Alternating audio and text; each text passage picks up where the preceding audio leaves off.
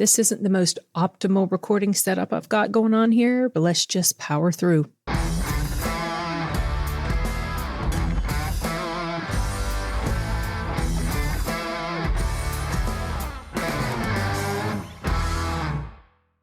Okay, I am in New Jersey at my brother's house using a completely different recording setup, so I don't know how well this is going to work. Hopefully, I don't have to film this multiple times. This is a review for The Accountant 2. I only recently found out about this movie the end of last year when I was getting my most anticipated list ready to go and saw that they were making a sequel, which was really exciting because the first movie, fantastic, you guys. I absolutely love The First Accountant. In preparation for this movie, I rewatched the first one and just appreciated it all over again. So how does the second one stack up? Well, I'll get this out of the way by saying I enjoyed it. It wasn't anything that was hugely disappointing, but in my opinion, it does not measure up on the same level as the first one. And part of the reason for that is I think that in some ways it suffers from the sort of thing that a lot of sequels suffer from. What I mean by that is a lot of times when sequels come along, and this was written and directed by the same people, so it didn't really change hands, but a lot of times when a sequel comes along, it feels like they get the sense that they need to go bigger and make everything louder and make the plot more intricate. Not that the plot of the first one wasn't, because there was a lot of detail going on that you really had to pay attention to. But with this one, it felt like that was what they were going for. And unfortunately, I felt the film suffered a little bit from that. There was also quite a bit more suspension of disbelief that was required. I could go with it better in the first one, but in this second one, there were situations like gunfights where the protagonists were supremely outnumbered and yet no major thing happened to any degree, just seemed a little bit unlikely. Then there were also situations where the process of time or the length in which it would really take to get something done was hugely compacted.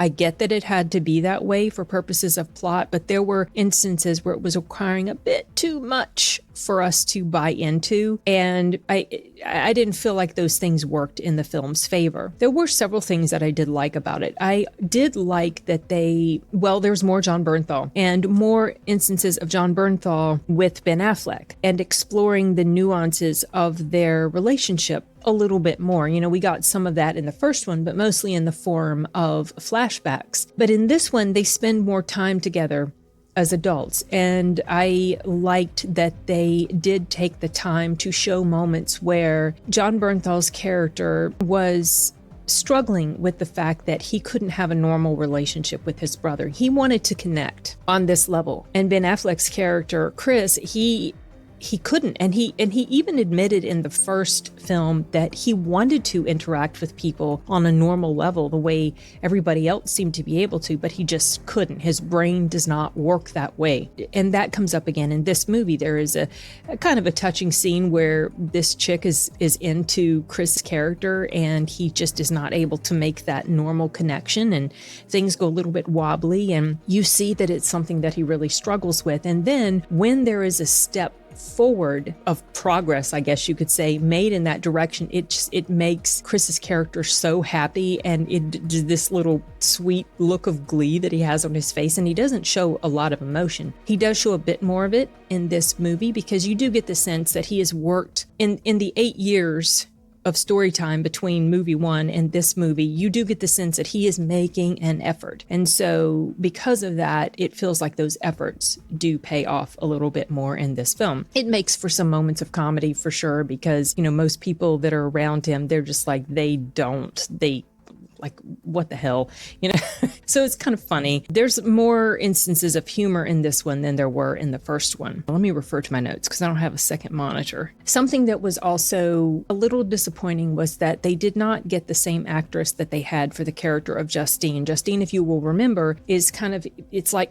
she's his eyes and ears. She's like his Q to his James Bond. And not only did they not have the same character, but now it seems like they have an entire team of autistic savant type children that are involved in assisting Chris with his cases and things like that. And that was another thing that kind of stretched the limits of my ability to buy into it, but whatever. I did like the storyline of the character played by the actress who was in Cowboy Bebop. I can't remember her character's name here. I liked her backstory and the issue that is explained in her backstory. But again, just like with the other things I was talking about, there's times where there are these very convenient plot situations that happen and certain instances where it is not made clear how a particular character, let's say her character, is involved in a particular thing. Maybe a rewatch of this film would help clear some of that up, but I do feel like the plot was a bit muddied with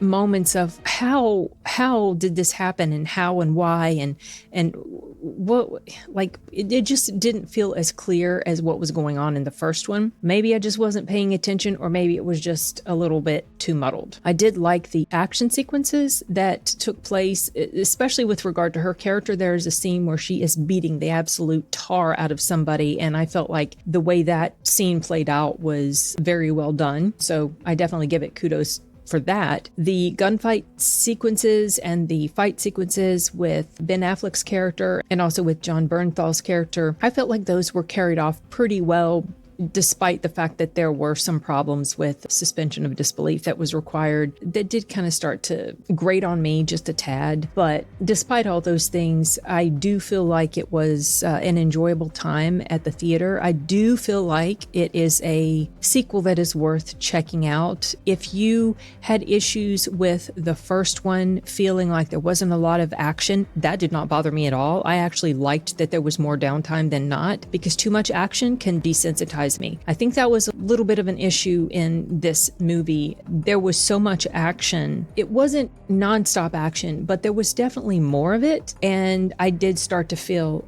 a bit desensitized by it when it would happen again. But if one of your issues with the first one was that it wasn't actiony enough, you might enjoy the second one more with regard to that. I didn't outright hate this movie. I'm not sure if it's going to end up on my list of favorites for the year. It might. I gave it a score of 3.5, which is about a 77, 78, 77.5 or something like that. A rewatch might notch it up a little, not sure at this point, but at least I didn't walk away from it completely pissed like I was with Joker 2, which I filmed in this very same room a few months ago and had a completely different feeling. So yeah, despite those issues, it was good to see certain members of the cast return again. I liked that there was sort of a carry through from the first one as far as some of the other characters. I just kind of wish it had felt a tad more grounded like the first one did in terms of things that were able to be accomplished. I don't know. Maybe these complaints seem like they're more than they really end up feeling when you guys take the time to check it out. But at this point, I don't think I have much more to say about The Accountant 2. So I'm going to go ahead and wrap this one up, and we'll see you guys in the next video. Bye.